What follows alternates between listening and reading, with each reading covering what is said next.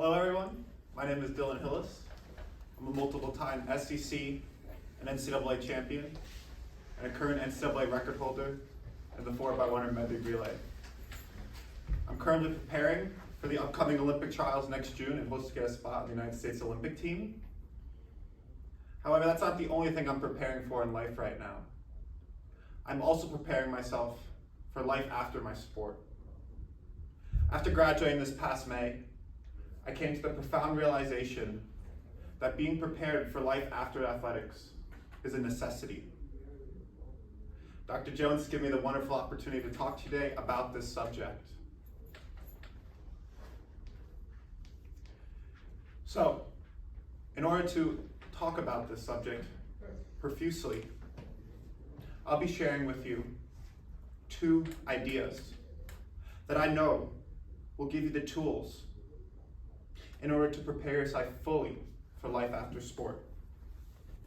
These 2 powerful ideas will not only give you confidence, but it'll give yourself momentum in this transition.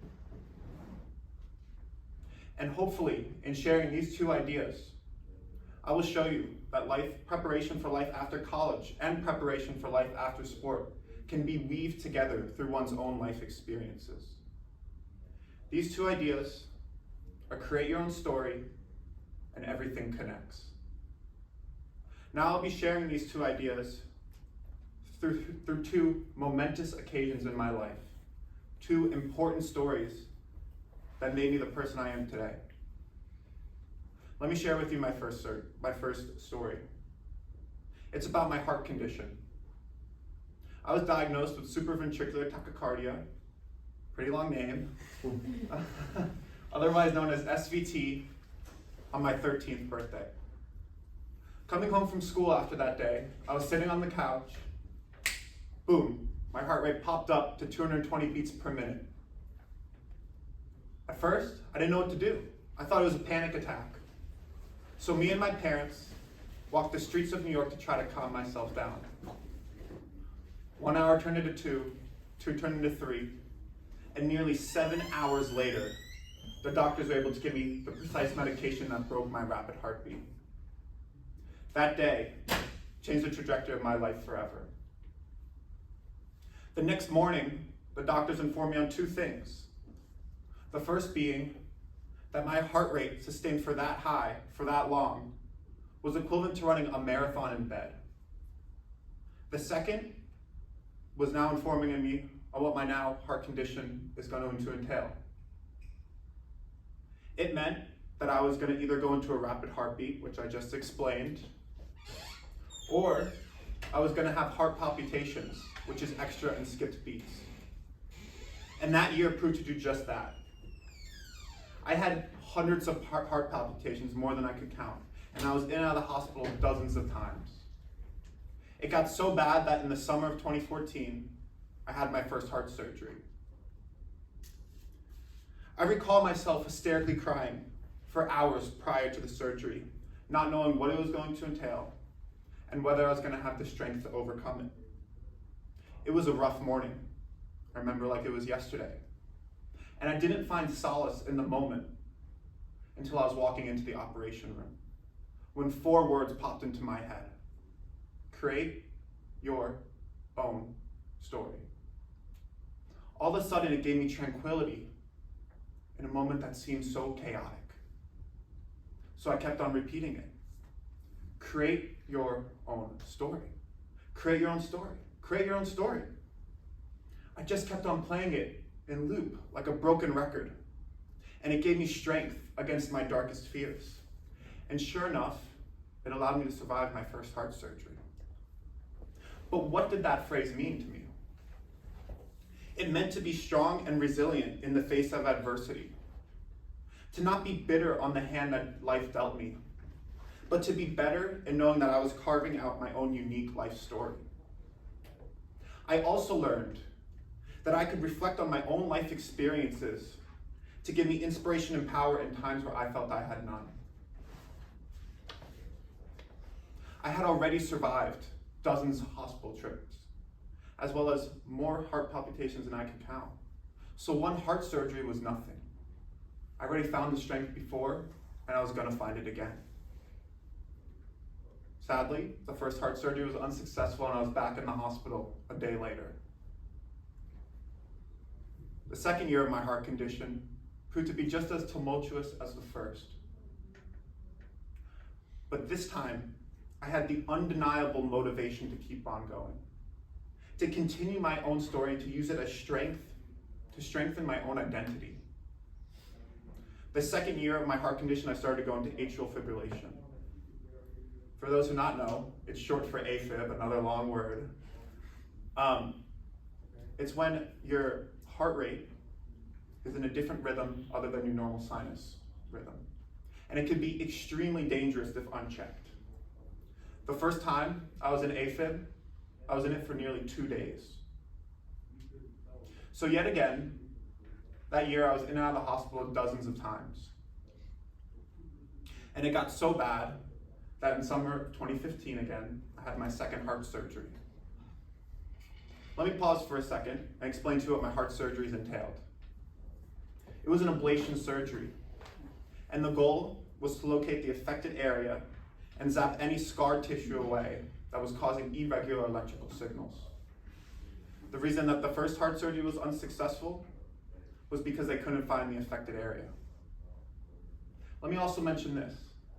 During the second year of my heart condition, I developed a form of breathing technique and hyperventilation that allowed me to slow my heart rate down when I needed to.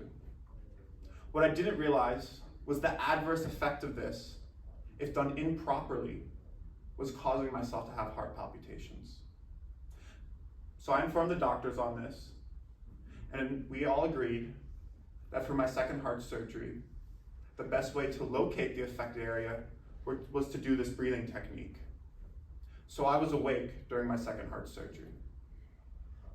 I did my breathing technique, and I felt my heart get zapped 19 times. And I remember each one to this day. Sadly, the second heart surgery was also unsuccessful, and I still live with it today. Thankfully, it is now lessened, where it's manageable and I take medication. But let me reflect on this story for a second and share with you what I overcame and what I found out. I found out my new mental superpower for finding strength by looking at my own life experiences to help propel and guide me forward. And this newfound mental superpower allowed me to qualify for the Olympic trials at the age of 15, just 1 year after my heart condition. And I carried this mental superpower with me throughout my whole collegiate career, where I achieved my dream of becoming a multiple-time NCAA champion and NCAA record holder. And currently, I'm using my own life experiences and my story to give the vulnerability and openness to become a motivational speaker right now. So I urge you to use your own life experiences as your own strength. The fact that you guys are here right now today means you've survived something and overcame something that you thought was never possible. I don't want you guys to look at your moments, your life moments, as obsolete and random, but look at them as a way to push yourself forward and to give you inspiration and strength. Now let me share with you my second story. I was diagnosed with a speech impediment at the age of 2 years old.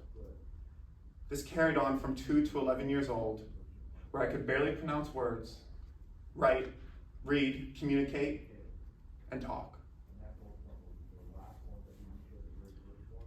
And I had to work on this through many different speech therapy classes, where I was often pulled out of all my elementary school classes, or I had to do extracurricular on the weekend to get better.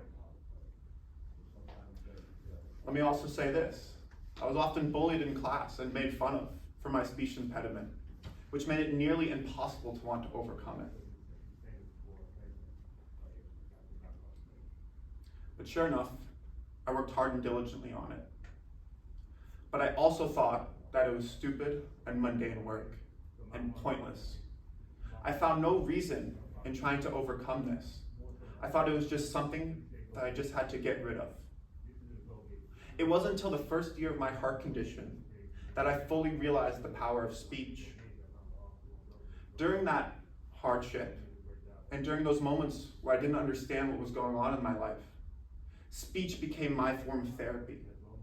It allowed me to come to terms with the world around me and to connect the dots of my reality to fully believe that my path was both unique and meaningful, and that I was creating my own story. So fast forward 13 years from now, I turn one of my greatest weaknesses into my greatest strengths. And my career aspirations is to be a public speaker.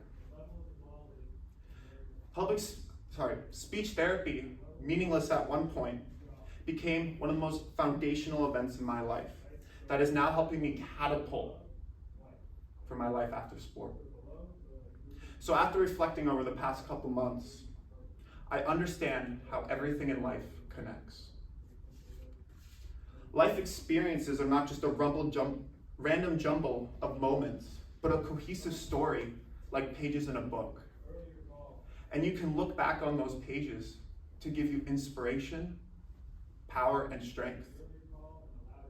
So I advocate for you to use the opportunities that are given to you as a college student and college athlete to learn from everything you possibly can. Attack each day as it is the most meaningful. Understand that everything you do can be used later on in life. And understand that there is purpose to whatever you do if you make it so. Sometimes you may think it's useless in the moment, but a couple years down the road, it could be the most important thing to your identity. And I'd also like you to understand that your preparation for being a successful post-college student and college athlete has already begun. It is your job now to continue to add more meaningful life moments to your story. Thank you.